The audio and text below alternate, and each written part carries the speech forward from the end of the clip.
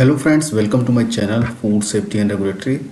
Complete foods FSSAI के complete knowledge में आपका स्वागत है। ये दूसरा पार्ट है। इसमें हम जानेंगे इम्पोर्टेंट डेफिनेशंस के बारे में। इम्पोर्टेंट डेफिनेशंस क्या है, चलिए देख लेते हैं। और उससे पहले आप मेरे चैनल को प्लीज़ लाइक और सब्सक्राइब कर दीजिए भाई।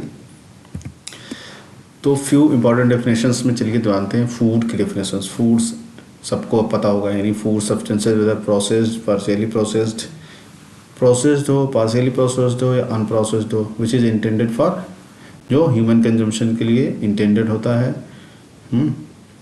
Includes primary foods and genetically modified foods are food having genetic ingredients, infant food, packaged drinking water, alcoholic drinks, and also includes water used in the during manufacturing or preparation. All type of imported foods also come under the purview of this act. तो ये food की definition हो गई। And the provision of this act shall not apply for any farmer और fisherman.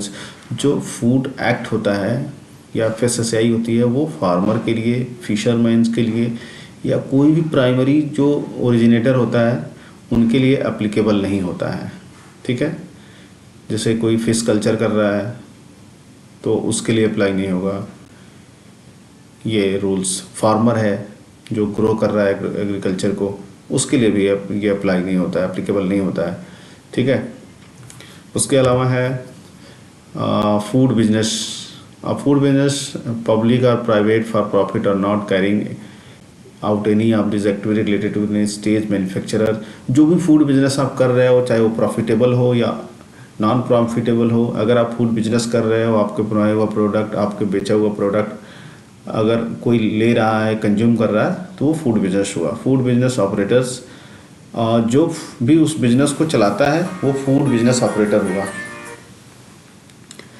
ठीक है, और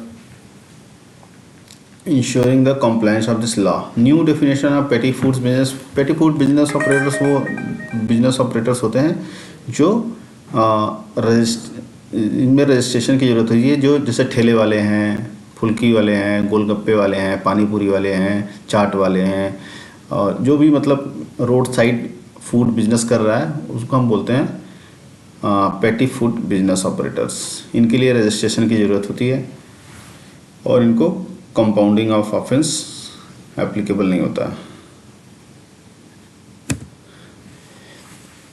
कुछ फूड डेफिनेशंस ये हैं। मिस ब्रांडेड, आपका प्रोडक्ट मिस ब्रांडेड हो गया, आपने सुना होगा। तो मिस ब्रांडेड का मतलब है कि आपने अपने प्री पैक्ड फूड में कुछ ऐसी इंफॉर्मेशन दी होंगी जो मिसलीड कर रही हैं, जो कि प्रोडक्ट से मैच नहीं खाती हैं। जैसे मान लो आपने न्यूट्रिशनल क्लेम दिया है कि आपके प्रोटीन का परसेंटेज जो है वो 10 है, 10 ग्राम प्रोटीन जा रहा है, और पता चले लैब में टेस्ट करने पे एफएसएसएआई को पता चला कि नहीं 10 ग्राम प्रोटीन नहीं, उसमें 6 ग्राम प्रोटीन है, तो वो मिस ब्रांड हो जाएगा, क्योंकि प्लस माइनस 20% ही होता है। तो 10 का प्लस माइनस 20% मतलब 2 ग्राम, 8 ग्राम तक चलेगा, उससे कम हुआ तो नहीं चलेगा, तो ये मिस ब्रांड हो गया। ठीक है, आपने कुछ ऐसा इंग्रेडिएंट डाल रखा है जो उसमें है ही नहीं, या ऐसा इंग्रेडिएंट नहीं डाला है जो उसमें है, तो भी मिस ब्रांड हो जाता है। तो ये आता है मिस ब्रांड में। सोल्ड इन पैकेज विच, उसके बाद से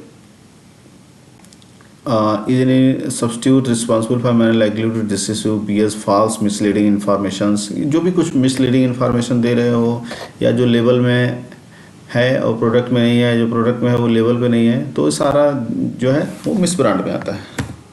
सब स्टैंडर्ड प्रोडक्ट होता है कि एफएसएसएआई ने जो स्टैंडर्ड बना रखे हैं आपके प्रोडक्ट के लिए, वो प्रोडक्ट का स्टैंडर्ड आपने फॉलो किया है कि नहीं किया है।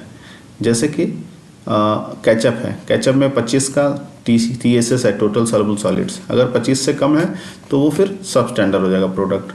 वैसे ही पानी है, पानी पैकेज ड्रिंकिंग वाटर में pH जो 6.5 का pH होता है स्टैंडर्ड। आपके pH 6.5 से कम हो गया तो प्रोडक्ट, सॉरी 6 का स्टैंडर्ड है pH, नेचुरल मिनरल वाटर का 6.5 है, तो उससे pH कम हो गया तो आपका सब स्टैंडर्ड हो गया प्रोडक्ट। अनसेफ फूड्स किसको बोलते हैं? अनसेफ मीन्स कि अगर आपके प्रोडक्ट में कुछ ऐसा एडिटिव्स आ गया जो अलाउ नहीं है उस कैटेगरी में। ठीक है, जैसे या फिर जितना मात्रा में तय है उससे ज़्यादा है, तो फिर वो आपका प्रोडक्ट अनसेफ हो जाता है। इसके अलावा अगर माइक्रोबायोलॉजिकल फेलियर है तो भी आपका प्रोडक्ट अनसेफ हो जाता है। जैसे कि और मिठाई नमकीन वाले भाई साहब थे जिन्होंने ऐसा कलर डाल रखा था जो उस नमकीन में अलाउ नहीं था, इसलिए उनका प्रोडक्ट अनसेफ हो गया और मीडिया में आ गया। तो वो गलती आप मत करिएगा। उसके वाला आता है एडवर्टाइजमेंट्स, मीन्स एनी ऑडियो और विजुअल पब्लिक, कोई भी ऑडियो और visual publicity represent or pronounce made by means from any light, sound, smoke, gas, print, electronics, media, internet and websites and includes, कुछ भी हो जिसके थ्रू हम अपना एडवर्टाइजमेंट करते हैं, प्रोडक्ट के बारे में लोगों को बताते हैं, जागरूक करते हैं या लोगों तक ले जाते हैं अपनी बात, वो एडवर्टाइजमेंट होता है। फूड सेफ्टी ऑडिट्स, ऐसी ऑडिट जो हमारे फूड सेफ्टी सिस्टम को चेक करती है, जो FSSAI का शेड्यूल 4 बना हुआ है उसके हिसाब से, वो हमारी फूड सेफ्टी ऑडिट होती है।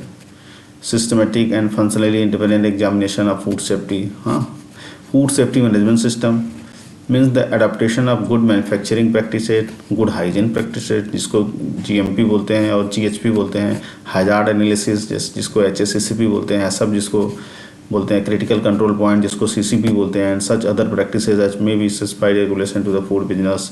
Hazards, any things which impact adverse health effects on humans after consumptions, वो होता है हैजार्ड्स। तो बायोलॉजिकल हजार्ड्स हो गया, जैसे कि बैक्टीरिया हो गया, वायरस हो गया। केमिकल हजार्ड्स, कोई केमिकल हो गया जो हमारे लिए हानिकारक है और प्रोडक्ट में चला गया, या प्रिजर्वेटिव हो गया या कलर हो गया जो ज़रूरत से ज़्यादा है तय मात्रा से, और वो उसके खाने से हमें बीमार पड़ गए, तो भी हजार्ड का काम करेगा। फिजिकल एजेंट्स, कुछ भी फिजिकल एजेंट्स है, नट्स है, बोल्ट्स है, कांच है, कुछ भी फिजिकल पार्टिकल्स है, तो वो सारे हजार्ड्स में आएंगे। उसके अलावा है रिस्क एनालिसिस, आपको हर चीज़ का रिस्क एनालिसिस करना पड़ता है। रिस्क एनालिसिस से पता चलता है कि किसी प्रोडक्ट में क्या रिस्क है, या किसी प्रोडक्ट को बनाने के प्रोसेस में क्या क्या रिस्क है जो हमें ठीक करने हैं। रिस्क असेसमेंट, उस रिस्क को एसेस करना है कि कितना है, कैसे कंट्रोल करना है, वो सारा रिस्क असेसमेंट में आता है। ये हजार्ड एनालिसिस के थ्रू कर सकते हैं। Hazard identification, hazard characterisation, exposure, risk characterisations, इसके लिए मैंने वीडियो अलग से HACCP की बना रखी है, वहाँ देख सकते हैं। रिस्क मैनेजमेंट, और जब रिस्क का एसेस कर लेते हैं, एनालिसिस कर लेते हैं, तो उसको मैनेज कैसे करना है, रिस्क को कैसे कम करना है, रिस्क को एक्सेप्टेबल लेवल पे ले जाना है, वो रिस्क मैनेजमेंट होता है। रिस्क कम्युनिकेशंस, फिर उसको कम्युनिकेट कैसे करना है, लोगों को कैसे बताना है कि रिस्क को कैसे कैसे मैनेज करना है, किस तरह से क्या हार्मफुल है, क्या इम्पैक्ट हो सकते हैं, वो सारा रिस्क कम्युनिकेशंस में आएगा। तो ये था मेरा चैप्टर डेफिनेशंस से रिलेटेड। अगर आपको ये मेरी वीडियो अच्छी लगी हो तो प्लीज़ चैनल को सब्सक्राइब करिएगा। नेक्स्ट वीडियो में मैं बताऊंगा आपको the administrative structure, next part में, तीसरे पार्ट में। तो मिलते हैं अगले वीडियो में, तब तक के लिए थैंक यू।